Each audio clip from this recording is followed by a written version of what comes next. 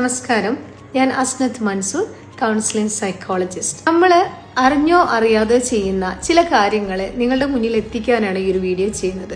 ഈ ഒരു തിരക്ക് പിടിച്ച ജീവിതത്തിനിടയിൽ നമ്മൾ ഇത്തരം കാര്യങ്ങളൊക്കെ ഒന്ന് ശ്രദ്ധിച്ചുകൊണ്ട് മുന്നോട്ട് പോവുകയാണെങ്കിൽ തിരക്ക് പിടിച്ച ജീവിതം നമുക്ക് എന്ത് ചെയ്യാം, തൃപ്തികരമായി മുന്നോട്ട് പോകാം. ഈ ഒരു വീഡിയോ പ്രധാനമായിട്ടും പാരൻസിന് വേണ്ടിയിട്ടാണ്.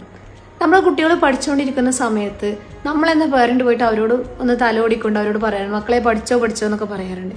പക്ഷെ മൈ ഡിയർ പാരൻസ്, നമ്മൾ അറിഞ്ഞിരിക്കേണ്ട ഒരു ഫാക്ടർ എന്താണെന്ന് വെച്ചാൽ കുട്ടികളെ സംബന്ധിച്ചിടത്തോളം ഇത് ഏറ്റവും വലിയൊരു ഇറിറ്റേഷനാണ്.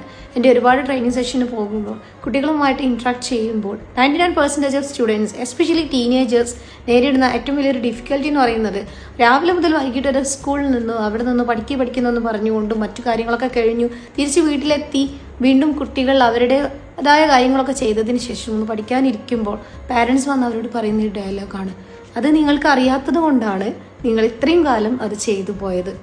പിന്നെ കുട്ടികളോട് പറയാനുള്ളത്, മക്കളെ, നിങ്ങളുടെ പാരൻസ് ആയിക്കോട്ടെ വേണ്ടപ്പെട്ടവരായിക്കോട്ടെ നിങ്ങളോട് അങ്ങനെ പറഞ്ഞിട്ടുണ്ടെങ്കിൽ അതൊരിക്കലും നിങ്ങളോടുള്ള ഇഷ്ടക്കുറവ് കൊണ്ടല്ല, നിങ്ങളെ ഇഷ്ടം കൂടുതലുള്ളത് കൊണ്ടാണ്. സോ രണ്ട് കൂട്ടരും എന്ത് ചെയ്യുക, ഈ ഒരു ഫാക്ട് മനസ്സിലാക്കിക്കൊണ്ട് മുന്നോട്ട് പോവുക.